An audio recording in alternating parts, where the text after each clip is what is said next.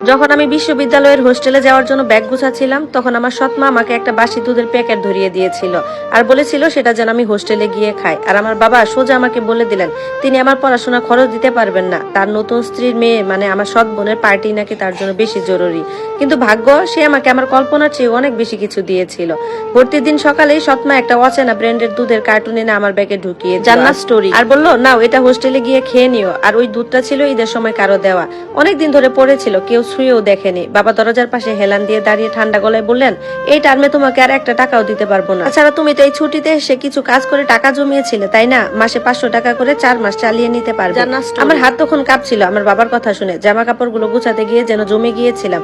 ওদিকে বাবার অন্য মেয়ে আমার সৎ বোন মোবাইলে চোখ বুজে হঠাৎ চিৎকার করে উঠলো, ইয়া টিকিট পেয়ে গেছি বাবা, তাড়াতাড়ি ফ্লাইট বুক করো, আর 5 স্টার হোটেলে থাকতে চাই আমি।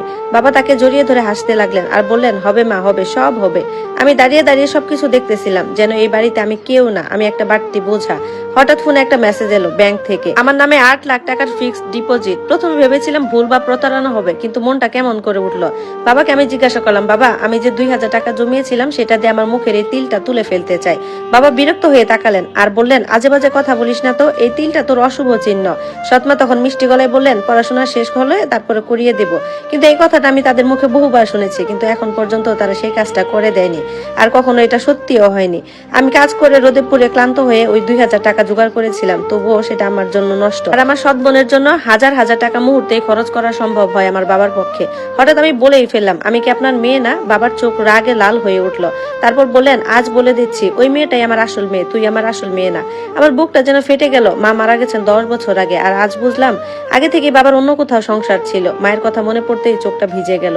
শেষের দিনগুলোতে মা অনেক কষ্টে ছিলেন, তবু আমাকে দেখলে সবসময় হাসতেন।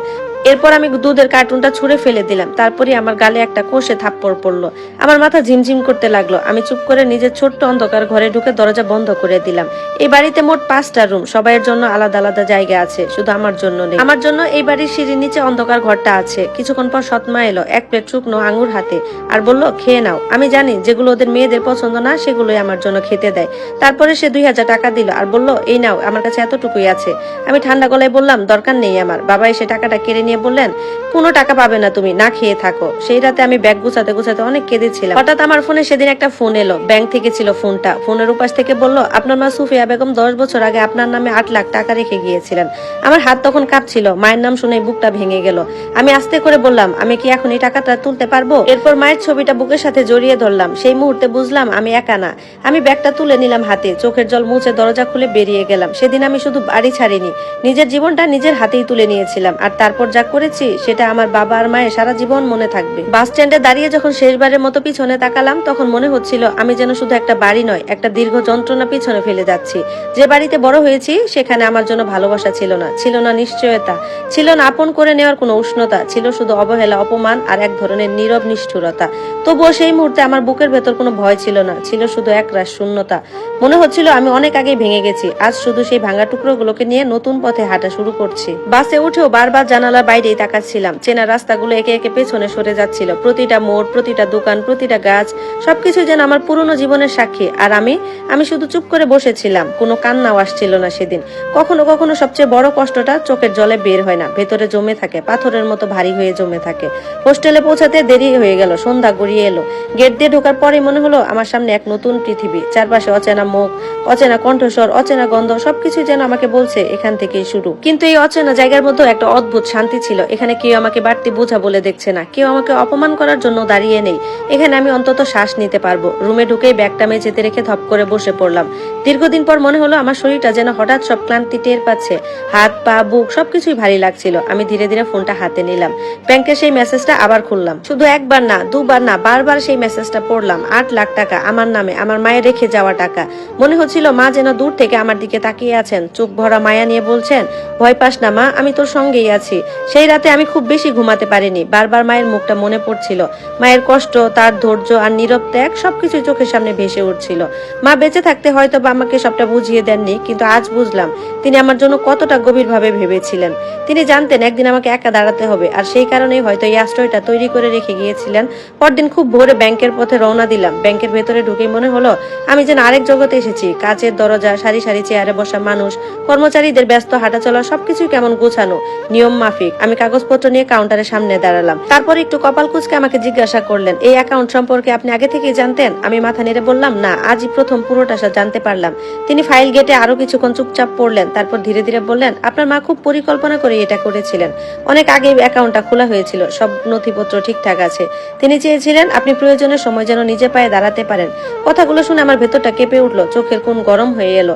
আমি কোনোভাবে নিজেকে সামলালাম। মাকে নিয়ে কেউ যখন এমন করে কথা বলে তখন বুকের ভেতর একটা মিশ্র অনুভূতি জেগে ওঠে, গর্ব, কৃতজ্ঞতা আর অসম্ভব এক কষ্ট। মনে হয় এত ভালোবাসা একজন মানুষ কিভাবে একা একা বহন করে গেলেন। আমি সব টাকা তুললাম না, শুধু যতটুকু দরকার ততটাই নিলাম, কারণ সেদিন বুঝে গিয়েছিলাম এই টাকা বিলাসিতা করার জন্য না, এটা আমার অস্তিত্বের ভিত্তি, এটা আমার ভবিষ্যতের বীজ। হোস্টেলে ফিরে এসে নতুন করে সব গুছাতে লাগলাম, কোথায় কি রাখবো, কিভাবে খরচ করব, কিভাবে পড়াশোনা চালাবো, সবকিছুই এখন আমাকে নিজেই ঠিক করতে হবে। আর এই সিদ্ধান্তটা আমাকে ভয় পাইয়ে দিল না, বরং কোথাও যেন একটা আমাকে শক্ত করে দিল। হোস্টেল জীবনটা অনেক সহজ ছিল না। সকালে ক্লাস, দুপুরে লাইব্রেরি, বিকালে কিছু পড়াশোনা, রাতে আবার খরচের হিসাব, সব মিলিয়ে জীবনটা খুবই ব্যস্ত হয়ে উঠলো। কিন্তু আশ্চর্যের বিষয়, এত ক্লান্তির মাঝেও আমি আগে কখনো এমন বেঁচে থাকার স্বাদ পাইনি। এখানে কেউ আমাকে অপমান করে না, কেউ আমার গায়ে হাত তুলে না, কেউ আমার কষ্টকে উপহাস করে না। এখানে আমি ধীরে ধীরে আবার মানুষ হয়ে উঠছিলাম। পড়াশোনার পাশাপাশি পার্ট টাইম জব করা শুরু করেছিলাম। কখনো অনলাইনে লেখা লিখতাম, কখনো ছোট বাচ্চাদের টিউশনি করাতাম। অনেক সময় রাতের বেলা খাওয়ার টাকাও হিসাব করে চলতে হতো, কিন্তু তবুও মন খারাপ হতো না, কারণ আমি জানতাম এই কষ্টটা আমার নিজের। এটা কারো দয়ার ভাত না, কারো অপমানের দান না, এটা আমার নিজের ঘাম, নিজের পরিশ্রম, নিজের লড়াই। ধীরে ধীরে একটা রুটিন তৈরি হলো। সকালে উঠে বই, দুপুরে ক্লাস, বিকেলে কাজ আর রাতে পড়াশোনা। প্রথম দিকে একা লাগতো খুব, কিন্তু একসময় একাকিত্বের মধ্যেও আমি একটা সঙ্গ খুঁজে পেলাম, সেটা হলো নিজেকে। আমি নিজের সঙ্গে কথা বলতে শিখলাম, নিজেকে সাহস দিতে শিখলাম, নিজেকে বলতে শিখলাম তুই পারবি। একদিন রাতে হোস্টেলের ছাদে বসে আকাশের নিচে তাকিয়েছিলাম। চাঁদের আলো ঝলমল করছিল, হালকা বাতাস গায়ে লাগছিল, নিচে ক্যান্টিনের আলো, দূরে ব্যস্ত রাস্তার শব্দ, সব মিলে জীবনে একটা অদ্ভুত সুর। ঠিক তখনই হঠাৎ মনে হলো, যে মেয়ে একদিন 2000 টাকার জন্য অপমানিত হয়েছিল, আর সে নিজের ভবিষ্যৎ নিজেই বানাতে শুরু করেছে। কিছুতেই চোখের জল আটকাতে পারলাম না, কিন্তু এবার সেই কান্না দুর্বলতার না, এটা ছিল জেগে ওঠার কান্না। এটা ছিল ভিতরে জমে থাকা সব অপমানের উপর দাঁড়িয়ে নতুন করে বেঁচে ওঠার অনুভূতি।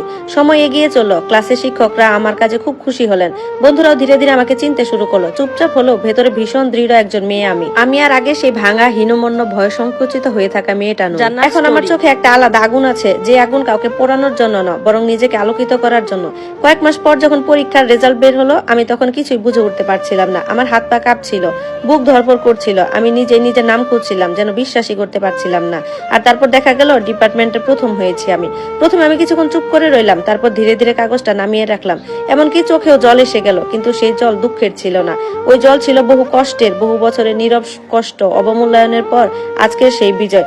আমি নিজের রুমের বিছানায় বসে অনেকক্ষণ কাগজটা বুকে চেপে ধরলাম। মনে হচ্ছিল মা যদি আজ বেঁচে থাকতেন তবে নিশ্চয়ই আমার মাথায় হাত বুলিয়ে দিতেন, বলতেন, দেখেছিস তুই পেরেছিস, আমি জানতাম তুই পারবি। ঠিক তখনই আমার ফোনটা বেজে উঠলো, একটা অচেনা নম্বর। কিছুক্ষণ পরে কাপা হাতে ফোনটা ধরলাম। ওপাশ থেকে একটা পরিচিত কণ্ঠ ভেসে এলো, বাবা, হ্যালো, তুই কি ভালো আছিস? তার গলায় আগের মতো আর কড়া স্বর নেই, না আছে সেই অবজ্ঞা, না আছে সেই তাচ্ছিল্য, বরং এক ধরনের অনিশ্চয়তা, যেন কিছুই বুঝতে পারছেন না যে কিভাবে কোথা থেকে কথা শুরু করবেন। আমি কয়েক সেকেন্ড চুপ করে রইলাম, তারপর শান্ত স্বরে বললাম, ভালো আছি। ওপাশে কিছুক্ষণ নীরবতা, তারপর তিনি গলা খাঁকড়ে দিয়ে বললেন, তোর রেজাল্টের কথা শুনলাম, খুব ভালো করেছিস। এই মানুষটা একদিন আমাকে বলেছিল আমি তার মেয়ে নই, এই মানুষটা আমাকে না খেয়ে থাকতে বলেছিল, এই মানুষটা আমার চোখের জলকে তুচ্ছ করে দেখছিল, আর আজ সে আমার সাফল্যের কথা বলছে। আমি আর কিছুই বললাম না, শুধু উত্তর দিলাম, ধন্যবাদ। শব্দটা খুব ছোট ছিল, কিন্তু এর ভেতরে ছিল অনেক কিছু। ক্ষমা ছিল না, ভুলে যাওয়া ছিল না, ছিল শুধু একটা পরিষ্কার দূরত্ব। ফোনটা কেটে দেওয়ার পর আমি জানালার পাশে গিয়ে দাঁড়ালাম। বাইরে হালকা বাতাস বইছিল, হোস্টেলের আঙিনায় কিছু মেয়ে হাসছিল, কেউ বই হাতে হাঁটাহাঁটি করতেছিল, কেউ আবার ক্লান্ত মুখে চায়ের কাপ নিয়ে দাঁড়িয়েছিল। সবকিছুই স্বাভাবিক ছিল, তবুও আমার কাছে সেদিন পৃথিবীটা একটু আলাদা লাগছিল, কারণ আমি বুঝে গিয়েছিলাম এটা কেবল শুরু। আমার সামনে আরো পথ আছে, আরো বাধা আসবে, হয়তো আরো একা লাগবে, হয়তো অতীত আবারও দরজায় কড়া নাড়বে, কিন্তু আমি এখন আর আগের মতো নই। ধন্যবাদ।